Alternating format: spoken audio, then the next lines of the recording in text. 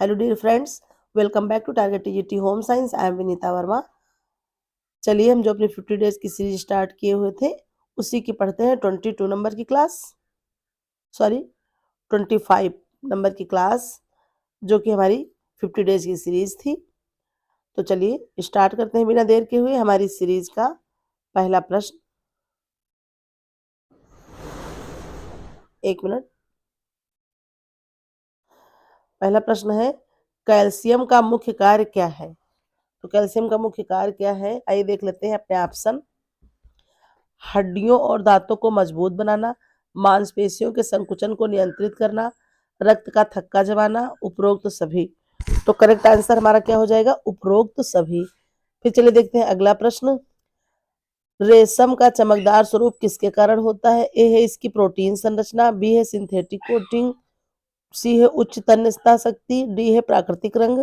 तो correct answer क्या हो जाएगा? ऑप्शन नंबर ए इसकी प्रोटीन संरचना। चलिए ज़्यादा इसमें कुछ विशेष एक्सप्लेन करने वाला नहीं है, इसलिए जल्दी जल्दी अपनी सीरीज को हम कंप्लीट कर लेते हैं। 3 नंबर का प्रश्न है, विटामिन सी किस प्रकार की एंटीऑक्सीडेंट के रूप में कार्य करता है? तो ऑप्शन हमारे हैं लिपिड आधारित, बी है वाटर सोल्यूबल, सी है प्रोटीन आधारित, डी है फाइबर आधारित। तो हमारा करेक्ट आंसर क्या हो जाएगा? ऑप्शन बी वाटर सोल्यूबल, है ना, क्योंकि कौन सा बी और सी ये क्या है? हमारे जल में घुलनशील है। बाकी ए, डी, ई और के ये हमारे किसमें हैं? तो ये हमारे वसा, किसमें? तो वसा में घुलनशील है। और ये विटामिन बी सी तो ये जल में घुलनशील है। चलिए फिर देखते हैं अगला प्रश्न। प्रोजेक्ट मेथड शिक्षण किसका जो है का मुख्य उद्देश्य क्या है? प्रोजेक्ट मेथड शिक्षण जो होता है तो इस मेथड का उद्देश्य क्या है? ऑप्शन देख लेते हैं।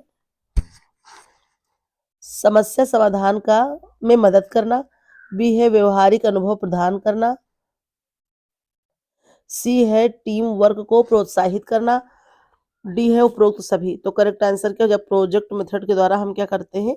तो सभी चीजें, समस्या समाधान में मदद करते हैं, फिर व्यवहार अनुभव प्रदान करना, फिर टीम वर्क को प्रोत्साहित करना। सारे आंसर इसके सही हो जाएंगे ऑप्शन, इसलिए करेक्ट आंसर क्या हो जाएगा? ऑप्शन डी उपरोक्त सभी। चलिए फिर देखते हैं अगला प्रश्न।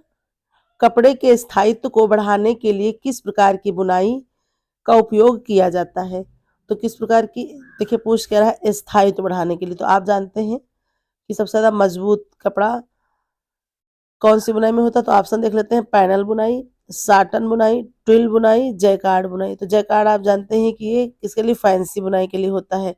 और जो ट्विल बुनाई होती है ये डेनिम के कपड़े पर बनती है, इस पर तिरछा तिरछा प्रभाव आपको देखने को मिलता है, और ये बहुत ही एक प्रकार से मजबूत कपड़ा होता है ट्विल बुनाई का, है ना। और एक ऐसा कपड़ा बना होता है तो सूती रेशे का बना हुआ कपड़ा आपका होता है। तो करेक्ट आंसर क्या हो जाएगा? ट्विल बुनाई। फिर चलिए देखते हैं इसी के साथ अगला प्रश्न। आयरन डिफिशियंसी एनीमिया से बचने के लिए आहार में क्या शामिल होना चाहिए? ऑप्शन है हरी पत्तेदार सब्जियां, साइट्रस फल, रेड मीट, उपरोक्त सभी। तो करेक्ट आंसर क्या हो जाएगा? उपरोक्त सभी। फिर देखते हैं अगला प्रश्न। ट्री कल्चर फैब्रिक का उपयोग जो है मुख्य रूप से किस में होता है? ऑप्शन देख लेते हैं। वॉल कवरिंग, पर्दे, स्पोर्ट वेयर, बेडशीट्स। तो करेक्ट आंसर क्या हो जाएगा? ट्री कल्चर फैब्रिक में हम क्या करते हैं? तो स्पोर्ट वेयर में मुख्यतः प्रयोग करते हैं बनाने में। चलिए फिर देखते हैं अगला प्रश्न। क्रिस्टलीन फैब्रिक का मुख्य उद्देश्य क्या है? ऑप्शन है पारदर्शिता, स्थायित्व, पानी और एक मिनट पानी और शोषण, तेज चमक। तो क्या हो जाएगा हमारा करेक्ट आंसर? तेज चमक, है ना। क्रिस्टलीन में क्या होता है? तो तेज चमक इसका मुख्य गुण होता है। फिर चलिए देखते हैं अगला प्रश्न। शिशु को पहला ठोस भोजन कब दिया जाना चाहिए? ऑप्शन है 3 महीने, 6 महीने, 9 महीने, 12 महीने। तो करेक्ट आंसर क्या हो जाएगा? 6 महीने, है ना, क्योंकि WHO ने भी क्या कहा है कि जो है 6 माह तक बच्चे को सिर्फ माँ का दूध दिया जाना चाहिए। माँ का पहला दूध क्या होता है? तो पहला पीला दूध होता है गाढ़ा, उसको कहते हैं कोलोस्ट्रम।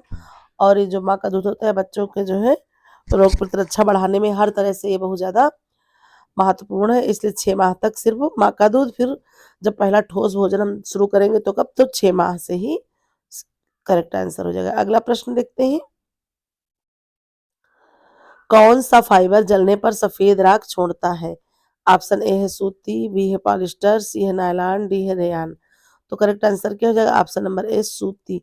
यही जो है सफेद राख की तरह जो है छोड़ता है और कैसी लौ, पीली लौ के साथ जलता है, कागज जैसी गंध आती है। चलिए फिर देखते हैं अगला प्रश्न। माइक्रोन्यूट्रिएंट में कौन शामिल है? ऑप्शन देख लेते हैं। प्रोटीन, वसा, कार्बोहाइड्रेट, बी है विटामिन, खनिज, सी है पानी, फाइबर, डी है सभी।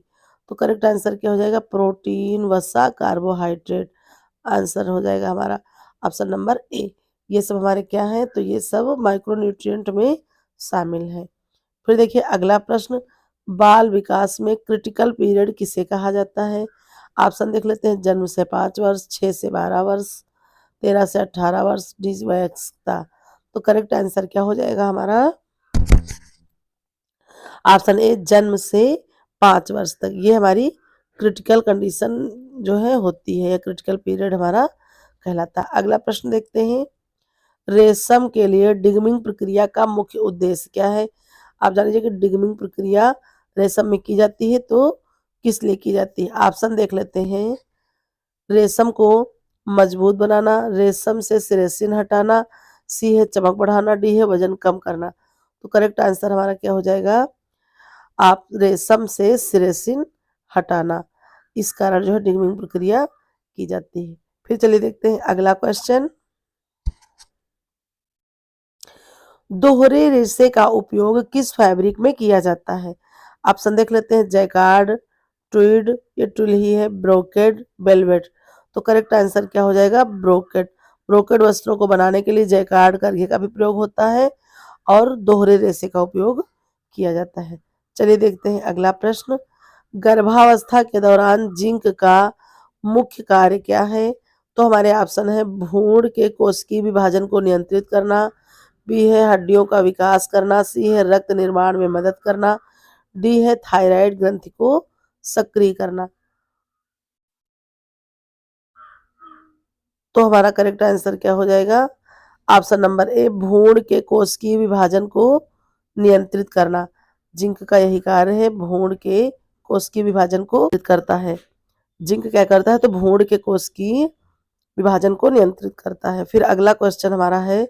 यार्न काउंट किसे इंगित करता है? ऑप्शन ए है धागे की मोटाई, बी है धागे की लंबाई, सी है फैब्रिक की गुणवत्ता, डी है धागे का वजन। तो करेक्ट आंसर क्या हो जाएगा? ऑप्शन नंबर ए धागे की मोटाई। फिर चलिए अगला क्वेश्चन देख लेते हैं। क्रॉस ब्रीडिंग का मुख्य उद्देश्य क्या है? अपने ऑप्शन देख लेते हैं हम। उच्च गुणवत्ता वाले फाइबर प्राप्त करना, बी है कीट प्रतिरोध क्षमता, सी है उत्पादन दर बढ़ाना, डी है उपरोक्त सभी। तो हमारा करेक्ट आंसर क्या हो जाएगा? ऑप्शन नंबर डी उपरोक्त सभी। अगला प्रश्न। अगला प्रश्न है हमारा। बाल विकास में पियाजे के सेंसरी मोटर स्टेज का समय कब होता है? ऑप्शन है 0 से 2, 2 से 6, 6 से 12 और 12 से 18। तो करेक्ट आंसर हमारा हो जाएगा ऑप्शन नंबर ए। विकास जो है बाल विकास में सेंसरी मोटर स्टेज क्या होती है? तो वो होती है ऑप्शन ए 0 से 2 वर्ष। फिर अगला प्रश्न है। रेशम के लिए फाइबर डाइंग किस स्थिति में उपयोगी होता है? ऑप्शन देख लेते हैं। गहरे रंग के लिए, बी है चमक बढ़ाने के लिए, सी है हल्के रंगों के लिए, डी है स्थायित्व के लिए। तो करेक्ट आंसर क्या हो जाएगा फाइबर डाइंग का? गहरे रंगों के लिए हम इस स्थिति में इसका उपयोग करते हैं। अगला प्रश्न है। विटामिन बी 12 का मुख्य स्रोत कौन सा है? तो ऑप्शन देख लेते हैं। हरी सब्जियां, दूध और डेयरी, सी है मछली और अंडे, डी है साइट्रस फल। तो करेक्ट आंसर हमारा क्या हो जाएगा? मछली और अंडे। विटामिन बी 12 का मुख्य स्रोत क्या है? मछली और अंडे, क्योंकि आप जानते हैं विटामिन बी 12 की कमी से पर्नीशियस एनीमिया होती है और ये विटामिन B12 अधिकतर हमको जानतो जगत से या जो है जानतो जगत की प्रोटीन से ही प्राप्त होता है और इसीलिए जो शाकाहारी लोग होते हैं उनमें इस जो है विटामिन की कमी होती है, तो उनमें ये रोग भी देखने को अधिक मिलता है। चलिए फिर देखते हैं अगला प्रश्न। डायपर रैश से बचने के लिए क्या करना चाहिए?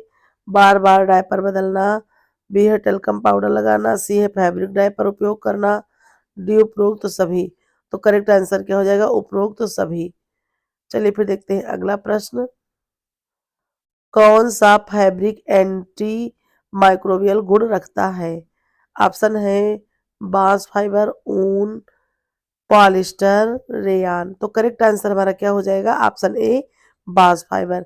ये जो है एंटी माइक्रोबियल जो है गुण रखता है। फिर चलिए देख लेते हैं अपना अगला प्रश्न। बच्चों में ओबेसिटी रोकने के लिए क्या करना चाहिए? क्या पूछ रहे हैं? बच्चों में ओबेसिटी। तो ऑप्शन देख लेते हैं। स्वस्थ आहार, शारीरिक गतिविधि बढ़ाना, स्क्रीन टाइम कम करना, डी उपरोक्त सभी।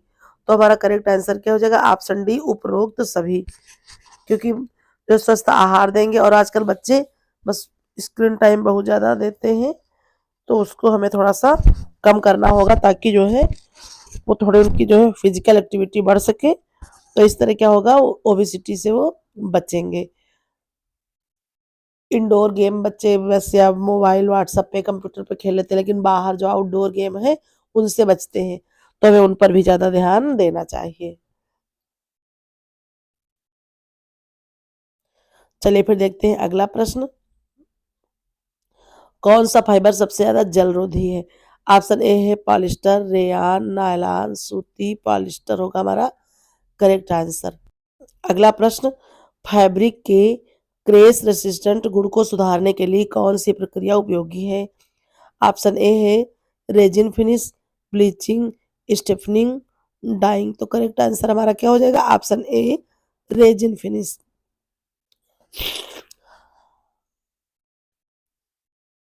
चलिए फिर इसी के साथ देखते हैं अगला प्रश्न। थायराइड ग्रंथि किस हार्मोन का निर्माण करती है? ऑप्शन है इंसुलिन, बी है थायरॉक्सिन, डी है एड्रेनल, डी है एस्ट्रोजन। तो करेक्ट आंसर क्या हो जाएगा? थायरॉक्सिन है ना। थायराइड ग्रंथ थायरॉक्सिन हार्मोन का निर्माण करती है। इसी कमी से कौन सा रोग होता है? तो इसकी कमी से घेंघा रोग हो जाता है। चलिए फिर देखते हैं अगला प्रश्न। गर्मी के मौसम में किस प्रकार का फैब्रिक पहनना चाहिए? ऑप्शन ए है नायलॉन, बी है रेयान, सी है सूती, डी है ऊन। तो करेक्ट आंसर हमारा क्या हो जाएगा? गर्मियों के दिनों में हमें कैसा पहनना चाहिए? तो ऑप्शन हो जाएगा सी सूती। और सर्दियों में या शीतल जलवायु में ऊनी वस्त्र उपयोगी होते हैं। अगला प्रश्न देख लेते हैं 28 नंबर। गैर बुने हुए फैब्रिक का उपयोग मुख्यतः कहाँ होता है? ऑप्शन ए है सजावट में, बी है डिस्पोजल वस्त्रों में, सी है फैशन आउटफिट्स में, डी है शीत वस्त्रों में। तो गैर बुने से मतलब आप समझ जाएंगे कि जिसमें हम क्या करते हैं, जो रेशा होता है उसको ताप दाप के द्वारा हम बना लेते हैं। इसमें नमदा भी आ जाता है और जो है मोटे मोटे कम्बल वम्बल तो बनते ही हैं इससे।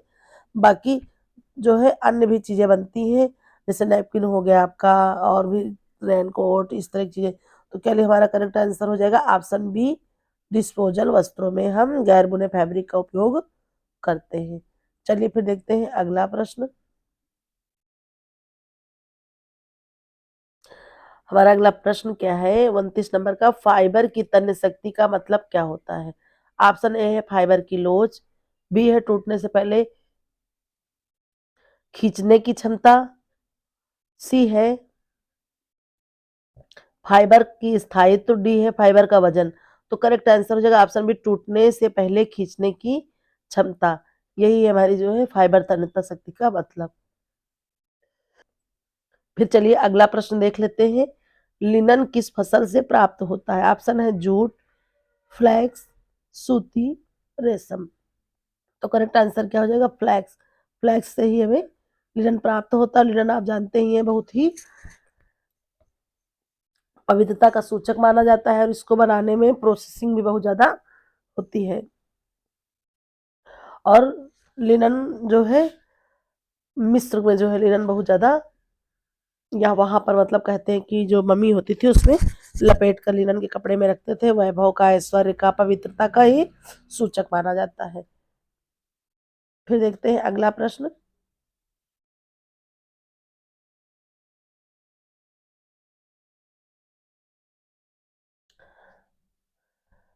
आहार फाइबर का मुख्य कार्य क्या है? ऑप्शन है ऊर्जा प्रदान करना, बी है पाचन में सहायता करना, डी है शरीर को ठंडा रखना, सॉरी सी है ठंडा रखना, डी है प्रोटीन निर्माण करना। तो करेक्ट आंसर क्या हो जाए? ऑप्शन बी पाचन में सहायता करना। आहार फाइबर क्या करते हैं? तो आंतों के क्रमांकुचन को बढ़ाते हैं और क्या करते हैं, ये जो है हमारी पाचन शक्ति को थोड़ा सा मजबूत करते हैं। बाकी इनसे हमें कोई विशेष तरह से कैलोरी नहीं प्राप्त होती है। रेशेदार जो भोजन होते हैं उनसे हमें कैलोरी नहीं प्राप्त होती है। भोजन में जो पाचन होता है, डाइजेशन सिस्टम होता है, उसमें सहायता मिलती है। चलिए देखते हैं अगला प्रश्न। रेशम कोटिंग में कौन सा पदार्थ उपयोगी है? ऑप्शन है synthetic resin, ceresin, gelatin, starch. तो करेक्ट क्या हो जाएगा? जब रेशम में कोटिंग करते हैं तो हम सिरेसिन, सिरेसिन नामक एक गोंद होता है, उसी का प्रयोग हम करते हैं इसमें कोटिंग में, इस पे वजन बढ़ाने के लिए एक प्रक्रिया की जाती है। फिर चलिए देखते हैं अगला प्रश्न। ब्राउन राइस में किस विटामिन की अधिकता होती है? ऑप्शन ए है vitamin A, B vitamin B, फिर है विटामिन सी, फिर है विटामिन डी। तो करेक्ट आंसर क्या हो जाएगा? आप विटामिन बी। ब्राउन राइस में विटामिन बी पाया जाता है। चलिए फिर देखते हैं अगला प्रश्न।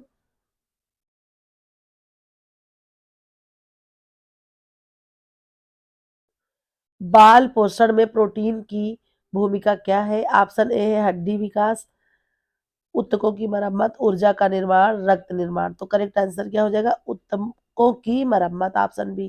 क्योंकि बच्चों में क्या है, उनमें उनमें जो है बढ़ोतरी होती है, उनकी लंबाई बढ़ती है, वजन भी, तो इसलिए उनको जो है वृद्धिरोधक चीजों की आवश्यकता होती है और ये ऊतकों के निर्माण में, प्रोटीन और कोशिका निर्माण में सहायक है, टूट फूट की मरम्मत। इसलिए आंसर हो जाएगा ऑप्शन बी, ऊतकों की मरम्मत। फिर देखिए अगला प्रश्न देखते हैं। रेशम उत्पादन में किस प्रक्रिया के दौरान कोकून को उबाला जाता है? तो हमारे ऑप्शन क्या हो जाएंगे, आइए देखते हैं। Degumming, dyeing, reeling, spinning. तो करेक्ट आंसर क्या हो जाएगा? Option C reeling. जब कोकून को उबाला जाता है तब वो टूट जाता है और उसमें से क्या प्राप्त होने लगता है? रेशा। जो हमें रेशम प्राप्त होता है उसको हम रीलिंग प्रक्रिया में लपेटते जाते हैं, रीलिंग इसी प्रक्रिया को कहते हैं। फिर चलिए देखते हैं अगला प्रश्न। कौन सा विटामिन आंखों की रोशनी के लिए आवश्यक है? ऑप्शन ए है विटामिन ए, डी, ई, के। तो करेक्ट आंसर क्या हो जाएगा? Vitamin A. ठीक है, इसी से आंखों की रोशनी के लिए आवश्यक है। इसी की कमी से कौन सा रोग होता है? तो रतौंधी रोग हो जाता है। चलिए फिर देखते हैं अगला प्रश्न। मिड डे मील योजना का मुख्य उद्देश्य क्या है? तो अपने ऑप्शन देख लेते हैं। भूख मिटाना, बी है पोषण प्रदान करना, सी है बच्चों को स्कूल में बनाए रखना। तो करेक्ट आंसर हमारा क्या हो जाएगा? ऑप्शन डी, उपरोक्त सभी। तो जो है हमारा ये करेक्ट आंसर हो जाएगा। मिड डे मील द्वारा इन सभी चीजों की वजह से इस योजना का प्रारंभ किया गया। फिर अगला प्रश्न है 38 नंबर का। कौन सा फैब्रिक सबसे अधिक पानी सोखता है? ऑप्शन ए है पॉलिस्टर, बी है रेयान, सी है सूती, डी है ऊनी। तो कौन सा फाइबर? तो ये देखिए आप, ऊन तो लेकिन पॉलिस्टर और रेयान, ये जो है पॉलिस्टर आपका कृत्रिम रेशा है, रेयान भी आपका अर्ध संयोजक है, तो इसलिए सबसे ज्यादा पानी सोखने की क्षमता कौन रखता है? तो सूती। इसीलिए ये गर्मी में पहना जाता है। पसीना सोखने की क्षमता बहुत ज्यादा होती है और आरामदायक भी होता है सूती वस्त्र। फिर चलिए देखते हैं अगला प्रश्न।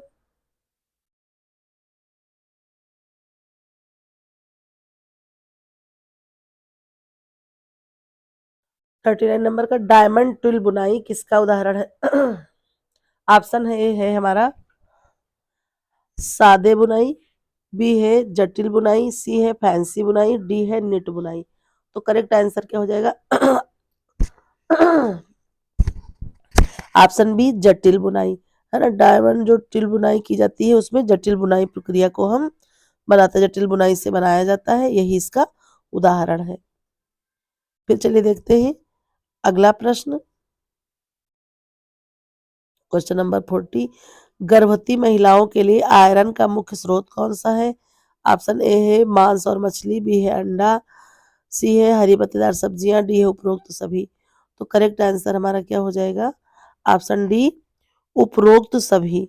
ना, गर्भवती महिलाओं के लिए आयरन की बहुत ज्यादा आवश्यकता होती है, आयरन उनके शरीर के लिए बहुत ही महत्वपूर्ण कारक होता है, तो इसलिए इसका आंसर हो जाएगा ऑप्शन डी, इन सभी चीजों से हमें आयरन प्राप्त होती है।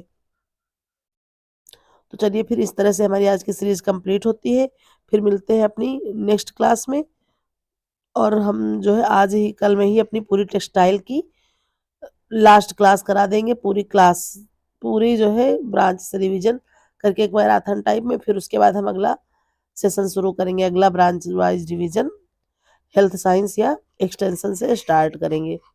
तो आज हमारी क्लास शाम को आपको प्रोवाइड हो जाएगी। चलिए फिर मिलते हैं अपनी नेक्स्ट क्लास में। Thank you for watching.